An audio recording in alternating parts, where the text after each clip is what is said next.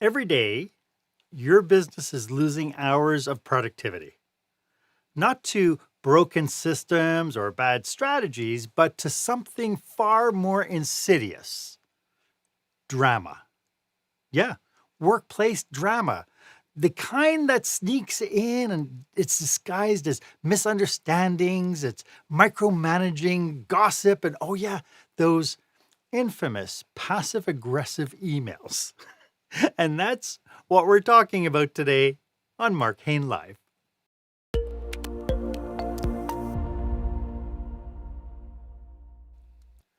Welcome to this episode. This is where small business owners and entrepreneurs develop new skills to help them create the jaw-dropping, show-stopping experience that their customers and their employees deserve.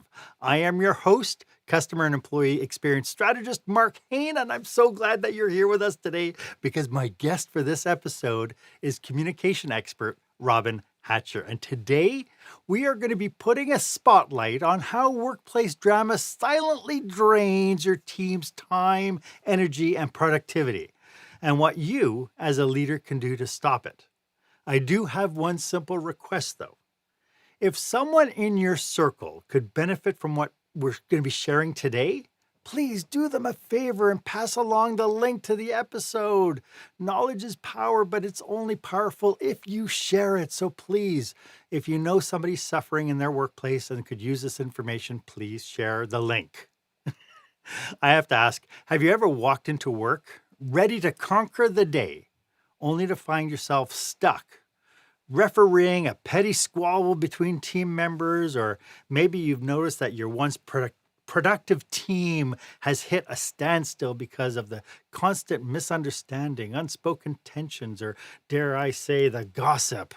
Not to mention the, hey, who was the last one who used a Keurig and didn't put the pot away? You're not alone.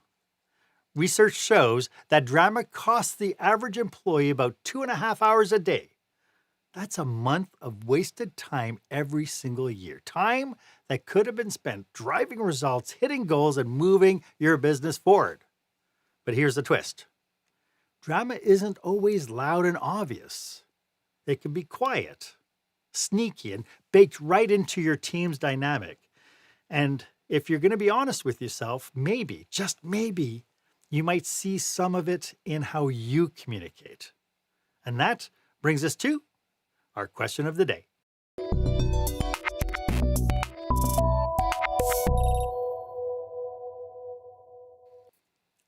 So, how much time, energy, and productivity in your business are you losing every day to drama? And could you be unintentionally fueling it by yourself? I'd love for you to share your experience. Go ahead and share this episode on your favorite social media platform. Hashtag it Experienced Leadership. Put down your comments because I'd love to hear your voice as part of this conversation as well. As I mentioned, my guest today is someone who knows all about drama, not just the kind that plays out in your workplace, but the kind that lights up your TV screen. Robyn Hatcher is a dynamic communications expert, keynote speaker, and consultant whose unique journey has taken her from acting roles on things like Law and Order, The Blacklist, to writing for iconic soap operas like All My Children and One Life to Live. But here's a twist. While she's used to creating drama for a living, today she's on a mission to remove it from your workplace and your life. With a powerful framework rooted in her actor types communication system and decades of experience training professionals at companies like JP Morgan, Spotify, PayPal, Robyn has helped leaders uncover the hidden triggers behind workplace conflict and equips them with strategies to foster connection, collaboration, and clarity. Robyn, it is so great to have you on the show. Thank you, Mark. It's so great to be here. I'm looking forward to this conversation. So before we get too deep into the topic today, could you tell us a little bit about how you serve your clients, who your clients are, and ultimately what is the outcomes? Great. My sweet spot and who I love working with are emerging leaders in so many different, you name some of the companies I work for and with. And I love working with the emerging leaders who are sort of sitting in that sweet spot in the middle, who will be the leaders of the future. And I've worked for tech companies, I work for financial services companies, I work for insurance companies, I work for just a global industrial products company. So I'm pretty industry agnostic, but I love working with leaders and women to really make sure that they step up and do things right. I love that. And I love Mhm. the fact that, this idea of actually niching it down into kind of serving women in the workplace as well, because I think Mhm. in a lot of different areas, I feel that the voice gets robbed. I go back to, all the iconic books that have been written, like the one from the past Facebook CEO, where she talks No, about, right. Yeah.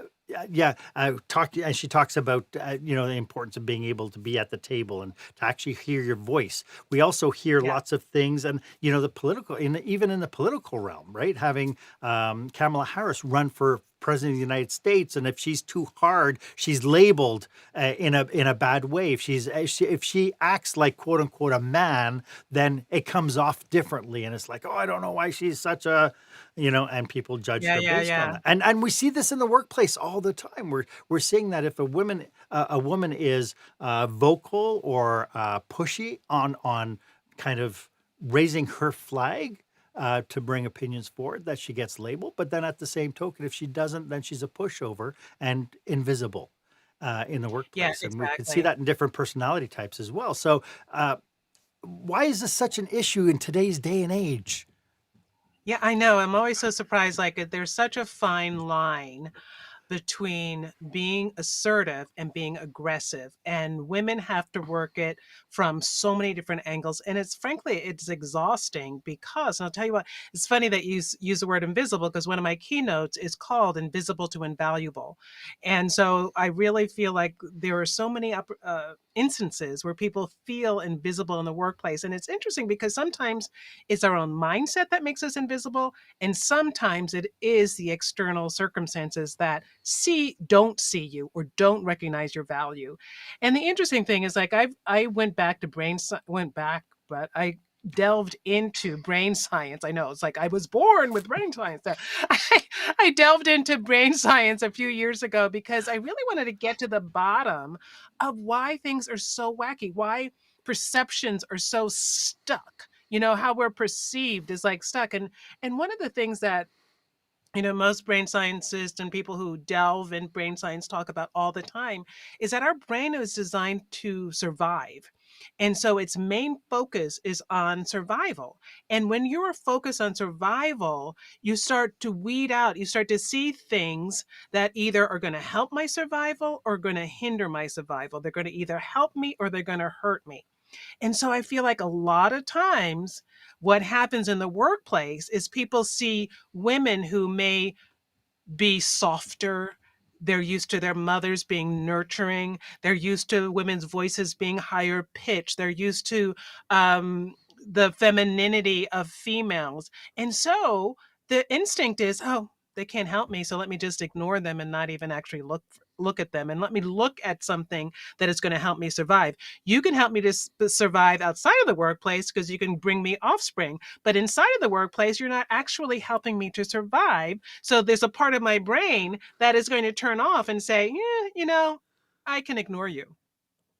And then you add to it the variable of now competition in the workplace, where Right. you have people within teams, and everybody wants to stand up and be the rock star and be the one maybe up for the next promotion or goodness knows what else. And I can understand that, at the same token, as much as we talk about collaboration and contribution and so on, that inherently workplaces are competitive. So do you think that when we think about this idea of workplace drama, do you think that that's like a contributing factor to what's going on? Oh yeah, it's interesting that, because again, if the survival, it's like if you win, then I can't win. I have to jump over you in order to win. But the interesting thing is, when I dissected writing for the soap operas, like you said, I wrote for One Life to Live and All My Children, and when I dissected what goes into writing drama, the main thing that you're taught is conflict creates drama.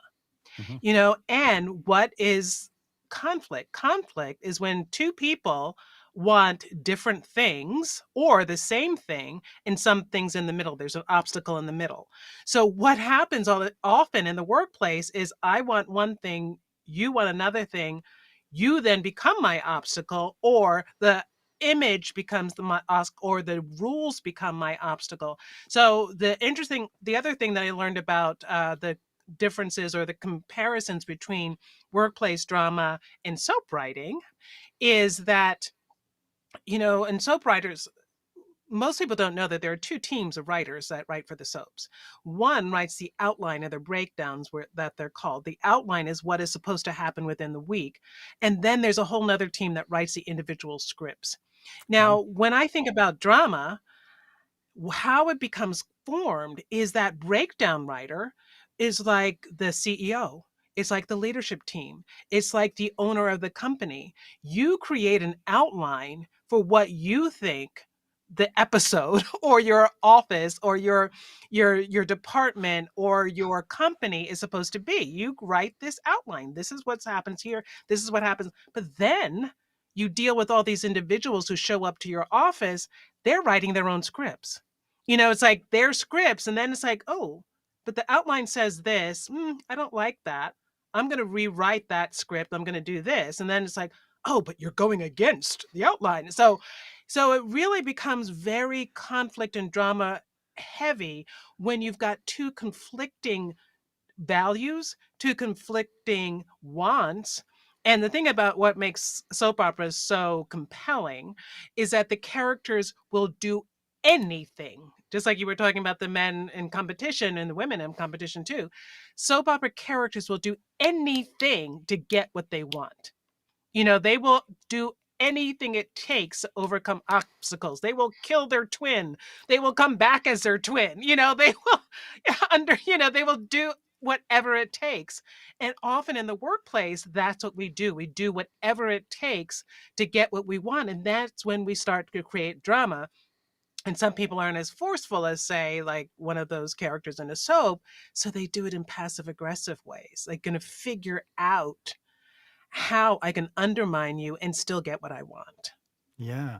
It's really an interesting dynamic because as much as people want to turn around and say, oh no, we're a highly collaborative, and we value everybody's contribution and so on, we do end up with all these different things. And to your point, listening to what you were saying, and the word kind of clarity comes into mind of, if the CEO is really clear and creates a lot of clarity around kind of what the objectives are and helps paint pictures within the teams, though, that also has to translate from the team leader down into the individual teams. And if the team leader themselves are turning around going, well, the CEO wants this, but finance is Mm, holding us back, and now we have to do production, and now I can see that, because of that, because of kind of the internal almost mhm. silos, right? Is maybe a driving cause for this as well.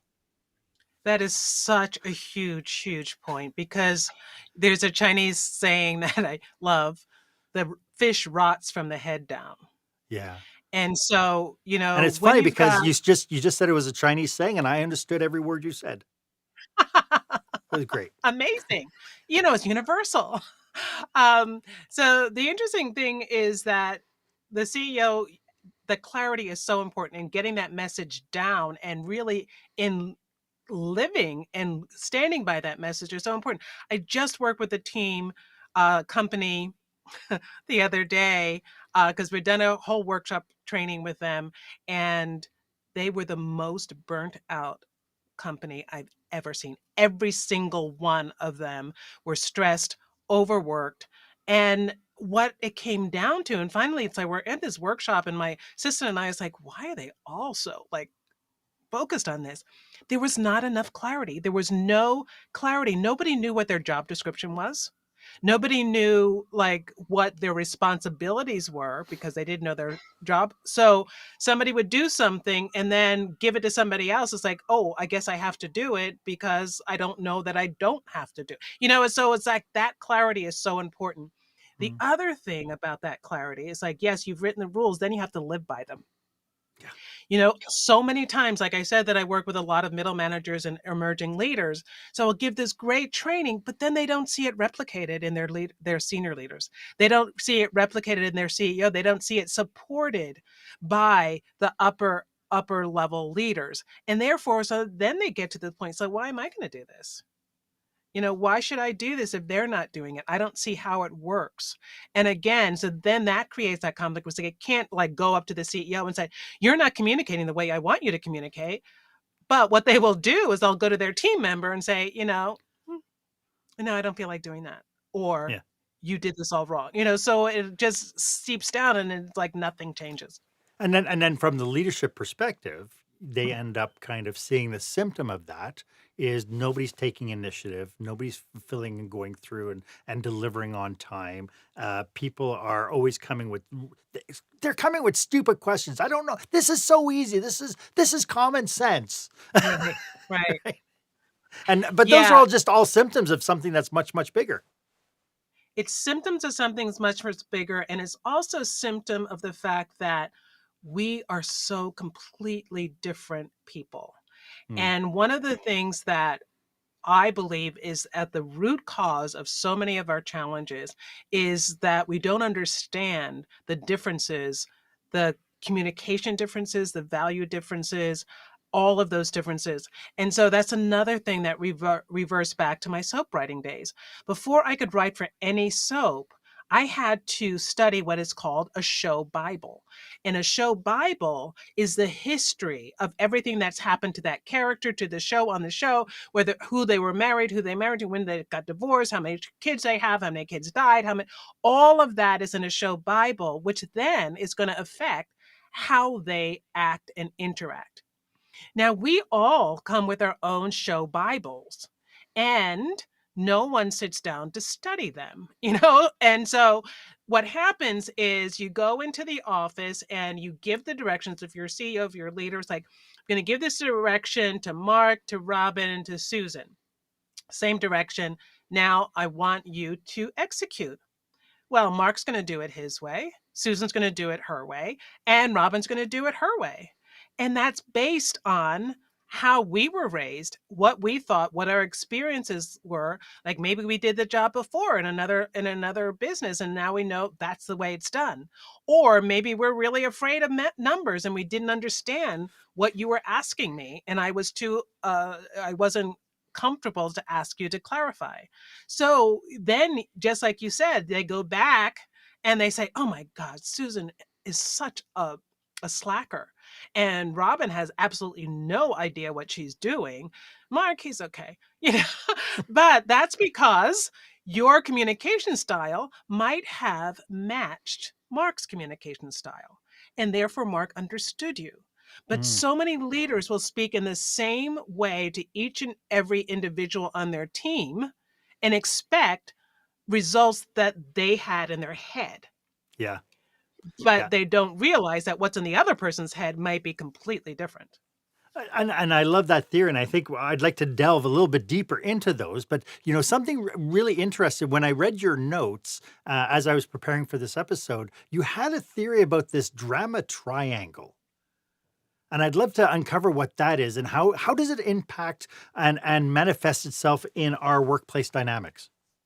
Right. In all due respect, it's not my theory. It's a theory that's out there. And Okay. It's the first time I'd heard it. So when I read it in your notes, it's like, wow, that's brilliant. Now I'm blanking on his name. Okay. So it's the drama triangle is very cool. So somebody look it up, you'll find their name. But what it talks about is that there are three corners of the triangle. There's the victim, there's the persecutor, and then there's a rescuer. So the victim is always the one that's like, when the spotlight shines on your business, when the spotlight... I'm sorry. My system is going haywire. I'm sorry about that. So you had the three triangles. I'm sorry about that. Okay. So we got the victim, the persecutor, and the rescuer. The victim is always feeling very oppressed. They feel like everybody is out to get them. They don't trust anything. That belief is everything is unfair. The workplace is unfair. Those are the ones that believe in the conspiracy theories, all of that. Then you've got the persecutor, and those are the persecutors are the ones that want to criticize everybody. Everybody's doing everything wrong, Mhm. and they are not responsible for anything that's going wrong. It's like they are the ones that sees the wrong, and they're going to tell you. Then you've got the rescuer that comes in to save the day, and the rescuer is the one that they want a better environment, so they're going to fix the victim, and they're going to protect the victim, and that's going to make them look better. That's going to make them resent and anything. They're going to resent the persecutor because they want to rescue and fix everything. The rescuer role is one that leads to a lot of burnout because they try to do everything at once. And then sometimes what happens with the rescuer is they're like, I don't want to be rescued. Why are you rescuing me? But the interesting thing about the drama triangle is that it's not static. You could be within one conversation, you can go from being the victim to the persecutor to being the rescuer. And that's Mm. what happens in our that's why it's called the drama triangle, and that's how it works. So somebody comes up, it's like, oh my God, this is just so hard. And the rescuer comes up, oh, okay, let me help you, let me fix in. I don't need your help. Why are you always doing this for me? So the victim has now become the persecutor. And then the persecutor can step in and say, well, why are you yelling at her? I mean, can't we just all get along? So you just shift roles over and over again. And then, but of course, listen, in a lot of things, we all gravitate, or we all have a penchant for being one or the other. A lot of times we'll constantly show up as the victim. That's part of who it is that you are. Some people will constantly show up as a persecutor, but can flip it a switch, and so far. So I find it a really fascinating dynamic that when I talk about it in workshops and in trainings, it's like, oh, yeah. And it's Yeah. interesting And because as you say it, I'm sure people can just imagine, oh yeah, that happened yesterday between so and so and so and so, and that yeah, happened to me, right? And so they can actually right. place characters into this triangle. Exactly. Exactly. And we want to talk about how you can actually get out of the triangle, because it happens and it's natural, and it's like the thing that's so important for all of this, with the big C, the thing I care about most is curiosity. We have to start getting more curious. I feel like, I don't know if it was the advent of Google or what, but curiosity has sort of petered out of people's ecosystems or whatever, their way of thinking, is that they feel like they know everything. They're not going to ask a lot of questions, or I can just go home and look it up. But what you want to do with curiosity is get really curious about the other person and about yourself. Like, so as soon as you notice yourself playing the victim, you want to first ask yourself, what else is true? Okay, this person just said this to me. Is it true that that means that he thinks I'm a piece of garbage? Or could it be something else? Could it be that he had a bad day? Could it be that he had a horrible phone call from his wife? Is this true, or is this the story that I'm telling myself about this? And this is the other thing that I love about, having your show Bibles and the soap opera, is it a tired old rerun, or is it a new episode? And a lot of times we will recognize, oh gosh, I thought that last week, I thought that last year, I thought that last month. What is true? These are completely different people, but I have the same feeling. And so when you're feeling yourself playing the victim, those are some of the questions you want to ask yourself, and some of the ways that you can actually shift or reframe and get yourself out of that victimhood. And the Part same is true with the. I'm sorry. Go ahead. No, no, I was just gonna say, part of the challenge, though, is that, we have to understand that it's happening.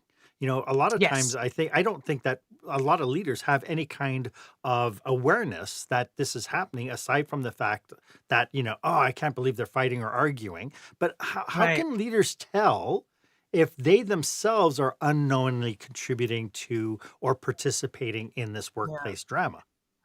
Yeah, that is such a important factor in that self-discovery. Sometimes you really, and that's why trainings and coaching is so important. What happens really, I when I do one-on-one coaching with execs, it makes like almost an instant shift because I present this and then they become more self-aware. I present this, I present what I see them happening, what I see happening for them. And then it becomes, oh, that's what I'm doing. So sometimes it's just taking that deep breath, first of all. It's like most people were so reactive and thinking about proactivity. Like, how can you proactively get ahead of something? So you hear something, you don't have to respond right away. All you have to do sometimes is take a deep breath and think and say, And there's I also do DISC evaluations and that Mhm. assessment, the DISC assessment. And there's a analogy that a company that I use goes like, look, what color is the liquid in your vase? If it's red, if you're filling up with this red liquid, then it's time to like take a breath and take a break. It's like, oh, okay. You want to get as clear in your vessel as possible before you have a response. And so the awareness, even just us talking about it, even if you listen to this podcast and you think about the drama triangle, the victim, persecutor is like, oh, all right. Am I feeling that? And sometimes it's a visual. What I want to think about is when you're playing the victim, your body language is going to be different. Your body language is going to be more hunched over. You're going to be more protective of your heart space. You're going to be looking down. It's like, what is that feeling? So sometimes if you're just feeling like the victim, one of the things that you can do is just stand up straight. Really just stand up straight, take that breath, have your heart center focus on the other person and really look them in the eye. And then it's like, because we are so connected to our bodies and somatically we can make small shifts that then start to shift how our brain is working and what we're thinking and what our response is going to be. So just that sort of physical shift of feeling like, oh, I feel like somebody just beat me down. How can I do this? And how can I speak with a deeper voice or a stronger voice or a more powerful voice? So those are some of the things that really can happen. And similar with the persecutors, like, what am I really after? So when we're persecuting someone else, we're like telling them they're wrong, we're doing the things different. It's like, but what you haven't really ever thought of is, what do you really want from this person? Or what do you want to be different? And then you can communicate that from a completely different way. Instead of saying you're wrong about this, or this is wrong, or this needs to be fixed, how can you reframe it to say, what would really work for me is this. So that's a whole completely different conversation. And so sometimes just really having that agitation is like then going deep down and thinking, oh, I'm really upset because I didn't get the right directive from my superior. Or I'm really not clear what the CEO is after. So I'm just going to take it out on this person because I don't know. I don't want to show that I don't know. And I just need them to do it. And that I see that so often. People, these conflicts. And what it really boils down to is that the leader really wasn't clear on what they wanted or needed. And so they have for them, all they have at their fingertips is to yell or to demand or to blame on somebody else. It, And so both times, so in those instances, sometimes the victim can then say, oh, that's interesting. It seemed like this was really, really important for you. Can you please let me know what the priority is or what yeah. the final ask is or what the goal is? It's really interesting because as you were saying that, I could formulate so many different circumstances where this applies. And one Hmm. of the driving forces a lot of times is this idea of I've lost control and I'm trying to reestablish my control. Right. And to me, that because when we're self-aware enough that it's like, oh yeah, no, this is where I'm acting like this because I just feel like I've just lost all control, Yeah. or somebody's doing something So a perfect example came into mind where we were doing something for the dinner theater that we just produced, and somebody came to me and says, "Well, why are we doing it this way?" And it's like, "Well, because da da da da." She goes, "I've been doing it for 10 years and I didn't know we were allowed." And it's like that was an interesting conversation Mm. because it is Mhm. it is conflict based, but so we have this persecutor, right? Or Mhm. this victim coming in, and Right. then to your point, she switched it into this kind of persecution thing. Right. And Right. then it was a choice. Do I engage in this conversation or don't I engage? Mhm.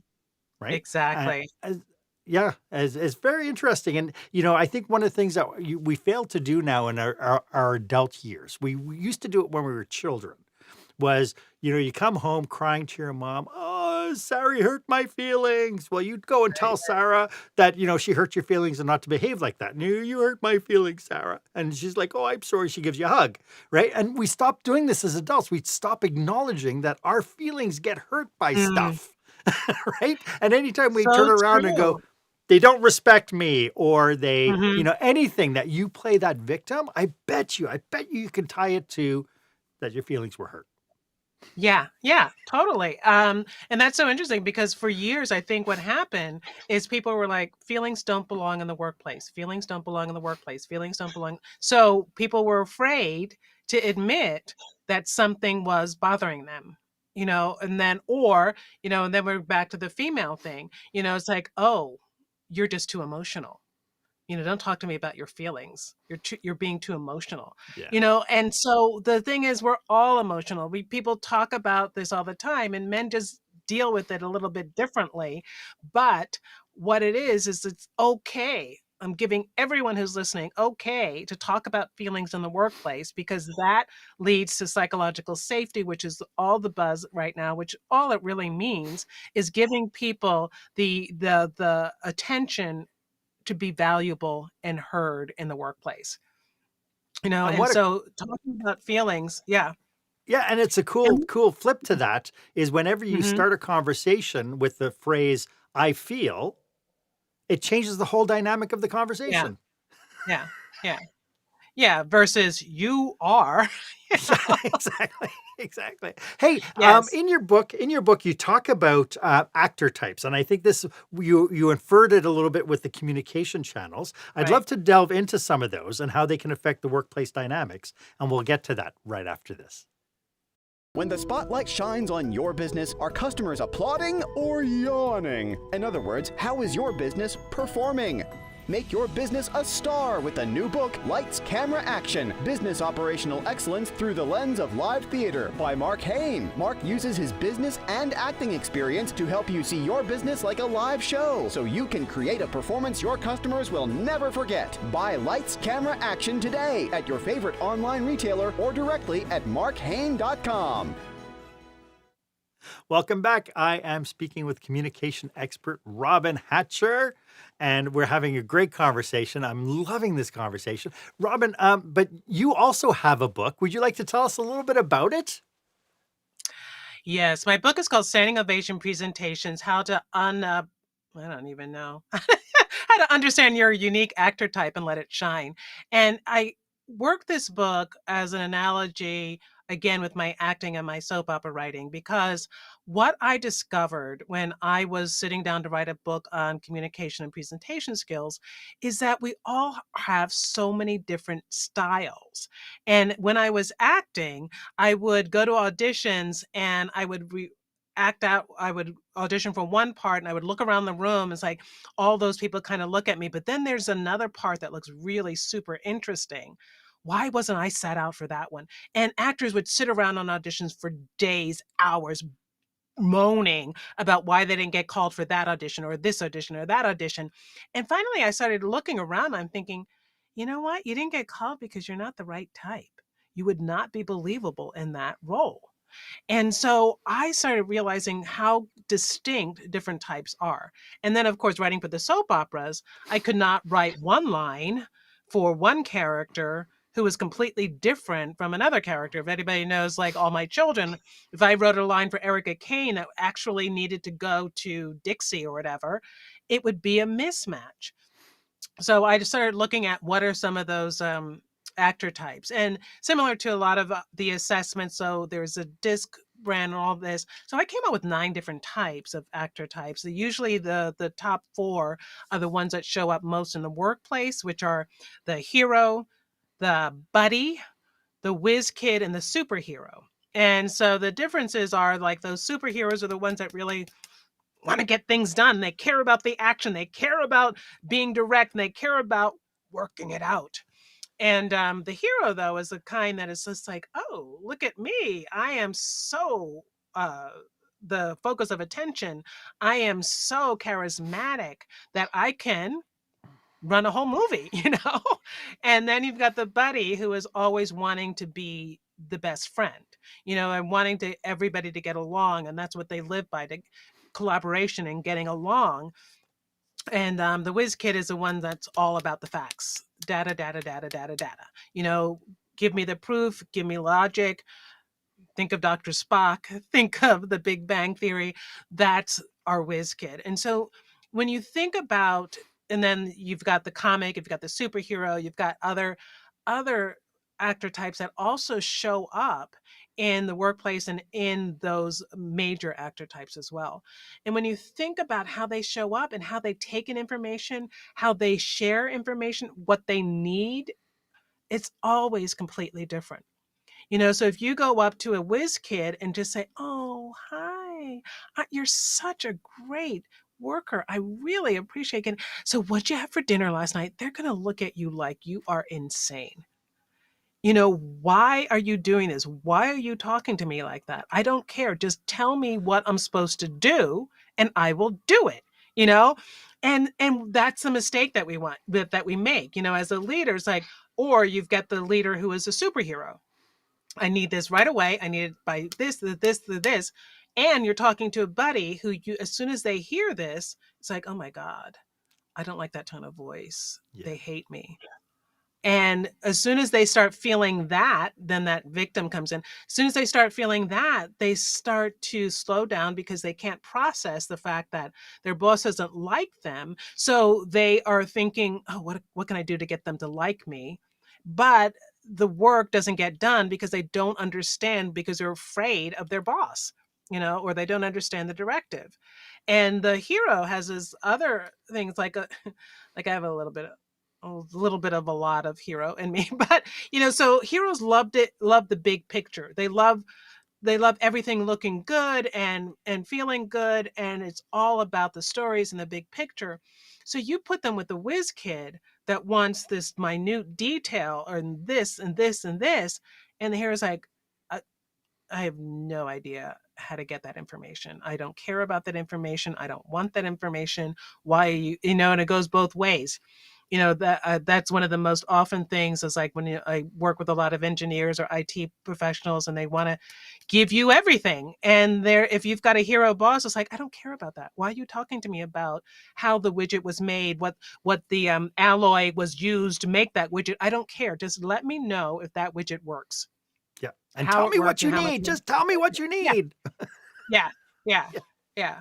For So for the people who are tuning in and listening to this, where this might be resonating, how can people get in contact with you, Robyn, if they want to pick your brain and work with you on figuring their workplace out?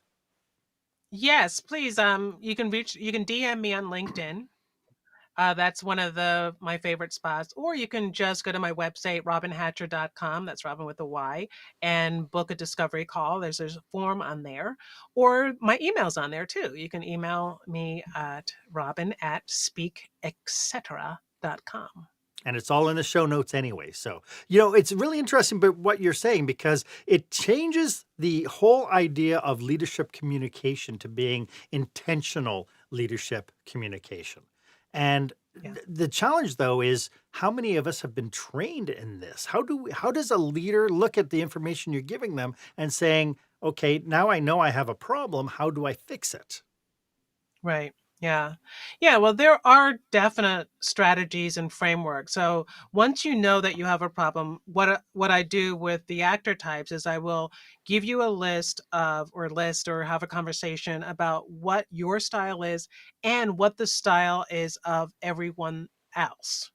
And then what you can do is look, and you don't even have to have a formal assessment. You can look at your team and sort of immediately guess what their primary actor type is. And let me just clarify, because this comes up all the time.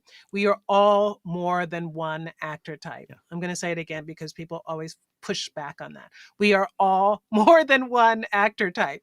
And we have a primary actor type and we have others. Good leaders, Mark, have learned how to be a Meryl Streep.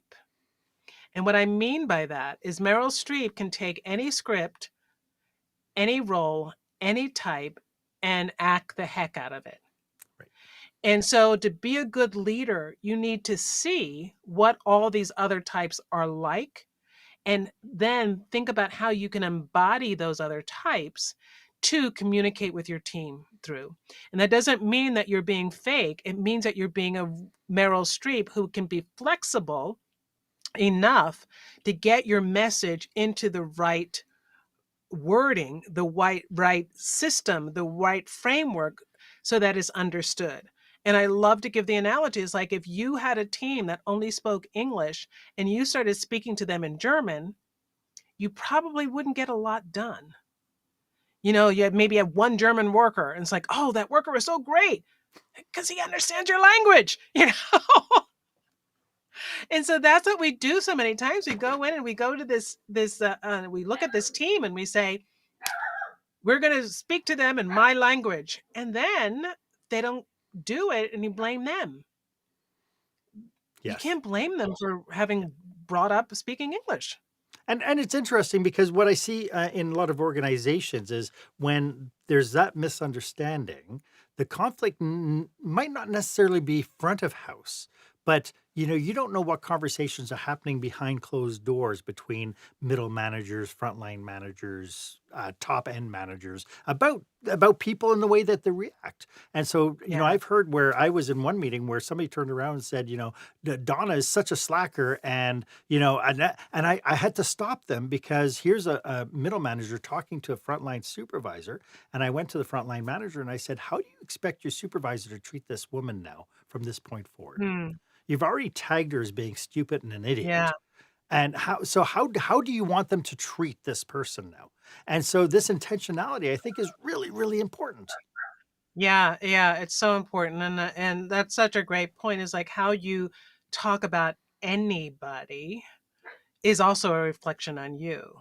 Mhm. So that's one of the things that you want to really be intentional about, like seeing and valuing all of their strengths, learning how to connect with them from a different strength, learning how to communicate and value what there's. And the other piece that goes hand in hand with that is acknowledging, so many work people in the workplace don't get acknowledged for the work that they're doing. Right. And when you are not being acknowledged, when you don't feel valued, what's your point? What's the point of actually doing the work and showing up if no one's going to appreciate it?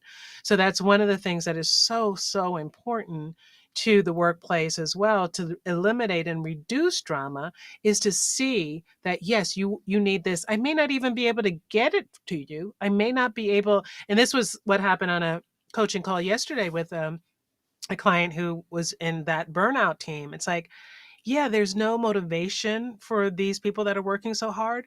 And one of the things is that as a leader, I'm going to tell you how much I value you. So that one of the motivation is being part of a team where you feel valuable. And And so sometimes it's the most you can do. yeah, so to your point, I feel that even with the actor types, Mhm. each of those actor types would respond to feedback and recognition and reward systems completely different as well. So we have to Exactly. understand what kind of rewards would work with them. Exactly. And that's one of the things I teach in my workshops and my coaching, what it is that would work for a particular type, how you can, I call it feeding their bank account. So how can you give them this acknowledgement along the way so that when a conflict comes up, when drama might erupt, you have a full bank account where they're not going to hold it against you. Which is which is so, so important, because drama it's going to happen. It's going to Yeah. happen where you're doing something that they don't want. And then if you've been acknowledging them along the way and feeding their bank accounts, they're going to give you a pass, or they're going to have a conversation with you and say, this is it. But they're not going to blow up. They're not going to be passive aggressive. And that's so important to know exactly what it is that they need and when they need it. Yeah. You mentioned earlier about this idea of curiosity, which I think is a magical Mhm. philosophy.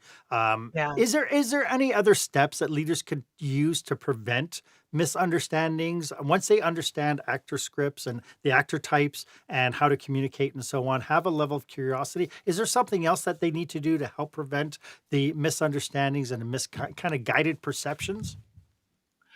One of the things I feel like leaders don't do enough is to share their why and their purpose. Mm, A lot of times they tell people what to do, but they don't tell them why they're doing it.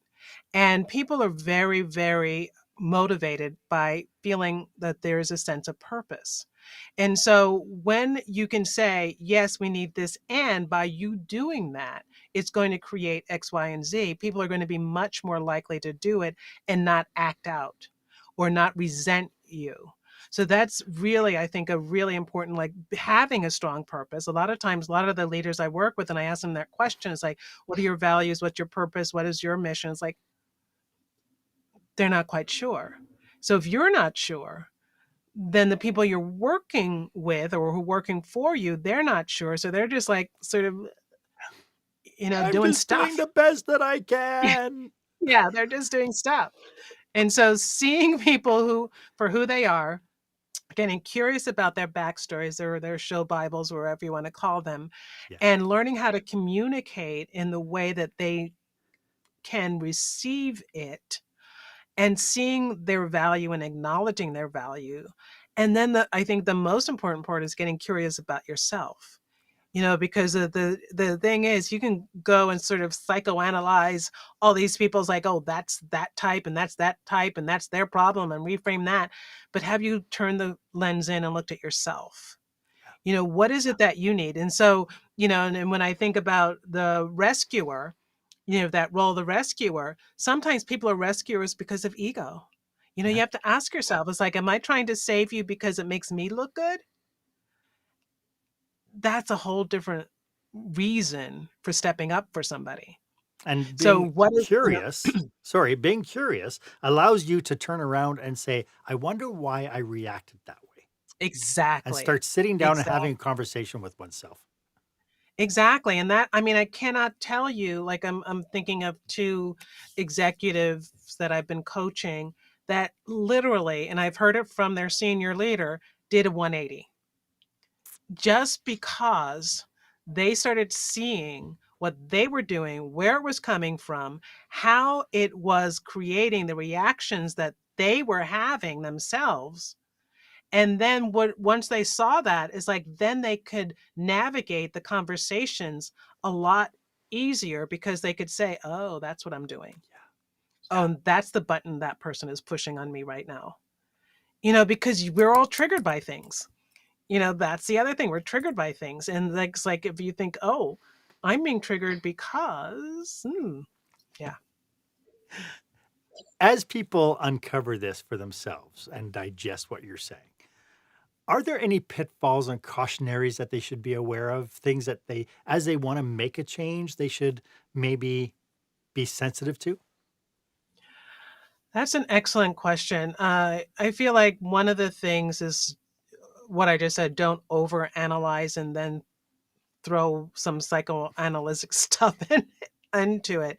And it takes time. So take that breath, really think about what your outcome is. What is the goal for what it is that you want to achieve, and create a timeline. So one of the pitfalls is to try to do everything really quickly. I was just listening to a podcast today this guy was talking about how hunting, you have to walk really slowly in order to see things differently. And a lot of times we want to fix the problem right away and go in and think that it's done. But it's a process. Every time you're dealing with a new situation or a new way of communicating, it's a process. You have to test it out, then come back, and you could go backwards before you go forward. but sticking with it and knowing that the value is to collaborate and to lessen the drama. We're never going to get rid of it. Otherwise, why would we have plays and all these other stuff? We're not going to get rid of it We love completely. drama. We're human beings. We love drama. But we can rewrite it. You can rewrite it so that it is not so crippling and not so time-sucking. Yeah. That's what's That's key. important. And there's one thing about productive drama. Like, so when you have like constructive conflict where, you know, Yeah. you're brainstorming ideas and you're pushing back on assumptions and it's like a collaborative kind of exercise. Conflict is great there, and being able to Right. pick different people's point of view and perceptions about stuff is a great productive Exactly. use of drama. But the stuff Mhm. happening around the Keurig machine, not so much. Yeah. Yeah, because that becomes vindictive and biting, and that's the kind of drama that we don't want. Yeah. This has been such a great conversation, Robyn. Do you have any last thoughts about what we've been talking about today? It seems like we've covered the gambit, and I feel like I I could know. probably do another 2 hours with you. I know. I think, gosh, did we cover everything? Is that possible? Talked about At a body language. I talked 30,000-foot about view, everything. yeah. I know. Yeah, there's a lot. I mean, people are so wackadoodle. We're so interesting and we're so complicated, and we want it to be simple, and it's not. And I really believe that with patience and love, that's the one thing I have when I say love, I mean it's a communication framework. Like, you need to listen, you need to understand, you need to validate that other person, and you need to then, and only then, do you express and empower and explode them. So that's my love formula for communication.